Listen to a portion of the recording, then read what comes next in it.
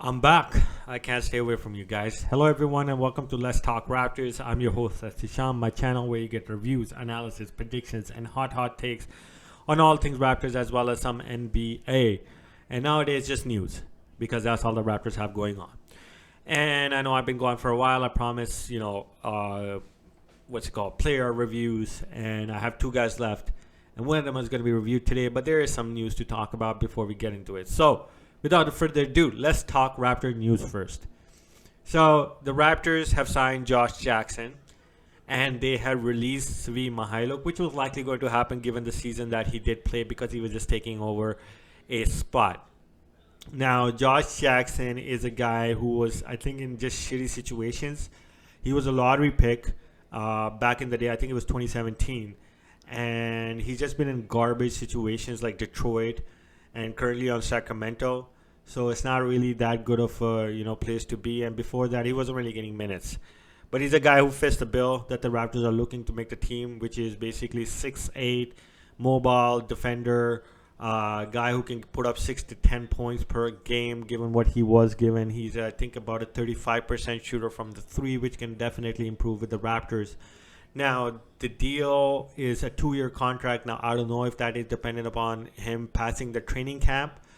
And there's a lot of guys fighting for that. And that's why Svi Mihailuk was let go, because there's far better guys fighting for those spots, which include Delano Banton, Justin Champagny, DJ Wilson, and Bo Cruz is in there too. So, he's going to come to play. So that's what the situation with the news about the Raptors is about. Now, let's get to the main part of this video, which is the review of the one man that everybody, well, either you love him or people just hate him as soon as he does something wrong. And that is Pascal Siakam. Now, before I talk about what he did good and bad this season, I got to say, this man has taken a lot of shit. People have said a lot of racist stuff to him, sworn at him about his family and all of those things, especially after what he did in the bubble and the season he had after that.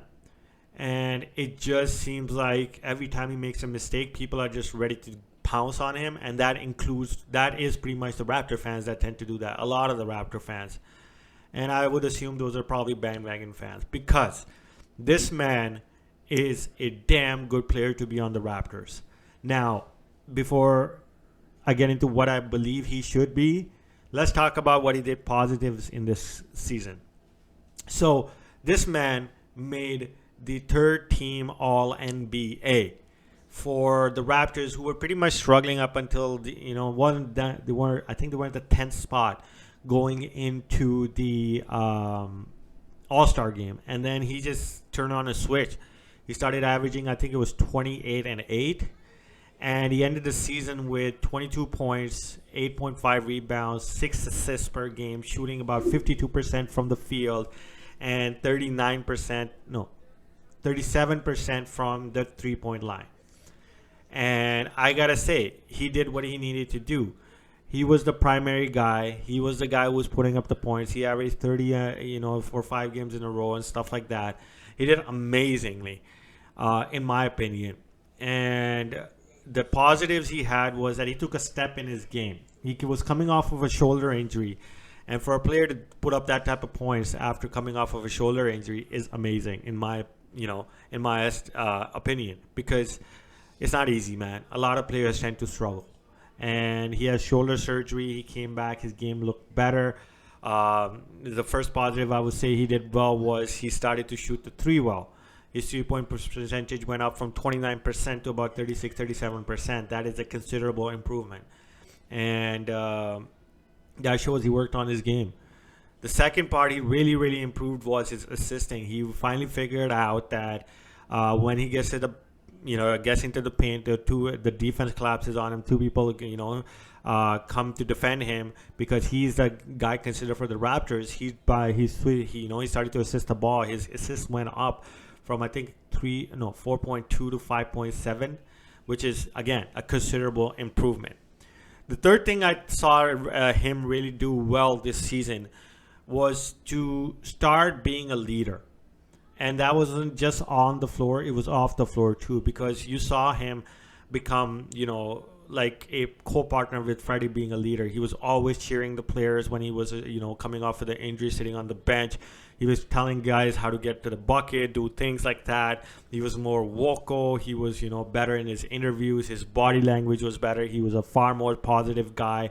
And it seemed like he wanted it, right? To be the leader for everybody. And then that transferred onto the floor because I saw Pascal after the All-Star game, when he finally got his rhythm back, to be the guy who was carrying us game after game after game. He continued to do it. And I know people are going to be like, oh my God, he sucked against the first two, I think it was 2 games in Philadelphia against the Philadelphia 76ers. But the last 2 games, he was amazing. And you have to consider the fact that teams are going to concentrate on him because he's the primary guy. So when you got Joel Embiid, you got Tobias Harris, you got Danny Green, you got Matisse Thybulle, all of those guys coming at you, double teaming you, doing everything they can possibly can to stop you, it's going to be difficult to score points. But you saw his game, he had 10 assists. He had what's it called? He was carrying the ball to allow other people to move without the ball because defenses were coming up to him, so he gave more room to the other players to get open. And he did a lot of minor things that really, really helped us out. Even though we didn't win the series, you saw that. He didn't put his head down, which he did about 2 years ago. And I really liked how Pascal changed his mentality. Now, the things he can really, really improve on, I think he still has a step to go in his three-point shooting. It's very slow, and it needs to get a little bit more consistent so he can take more threes in the game. I think he took about 2 to 3 on average. If some games he didn't take any, but I would rather prefer he takes 4 to 5 because that causes defenses to come up to the perimeter and he can actually drive on them. So that's one thing that I really want to see him improve. The second thing is he's got to improve his free throw shooting, man. It went from 83% to about 74.9%. And as a guy who's getting to the bucket, who's playing in the paint a lot of times, he is going to get fouled. And if he makes 82% of them, that's at least 6 more points per game for him. And that's something that he should consider, don't be Giannis, man. Be way better. The third thing he's got to improve on, in my opinion, is the shooting from mid-range. He ends up having a fadeaway. He doesn't have a stop and just pop type of shot like Kawhi did. That's something I truly believe he can develop because his shooting is improving. It's just he's always falling back or falling to a certain side, and that causes his ball to miss, right?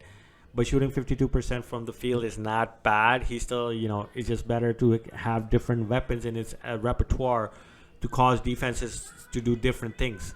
Because otherwise, they're just going to consider you are either going to the bucket or either shooting a three-pointer. But if he gets that mid-range, getting butter, like Ibaka even, that would be amazing for him. Now, the last thing I like, it's not really a negative for him or something, but I think he needs to take another step in regards to this aspect of his game, which is that he needs that killer instinct. I saw that in him. When we lost to Philadelphia 76ers a few games, you saw him be pissed. You saw him be pissed all through, when we were down in regular season and carry us back. I would like to see him be less nervous in those circumstances and decide that, hey, I am that damn guy. And I'm going to make it happen. If I have to take 50 shots to make it happen, I will do that. Because that's a mentality we need. It doesn't mean that he needs to take the last shot. It just means that he needs to be like, hey, I'm going to carry this team for as long as I possibly can until I've collapsed. And he started to do that, but I didn't see too much of it. That's something I would really like him to do because that would scare the shit out of other teams. Because that means that now the Raptors finally have that killer guy. It's kind of like Gary Trent Jr. I say Gary Trent Jr. is your closer because he can hit that last-minute shot, the buzzer beater. But Pascal is the guy who needs to step up in those aspects. Now, is he that guy? A lot of Raptor fans are going to say no because of the situations he's been put in and he hasn't stepped up. But I saw glimpses of him doing that last season. And I think this coming season, we will see a different aspect of him. I don't think he is your closer. Again, like I said, not the buzzer beater guy because he doesn't have the mechanics in his shot for that. But is he the guy who can carry us? Yes, because he proved that last season. When Fred was out, when OG was out, it was Pascal that was putting up points after points after points.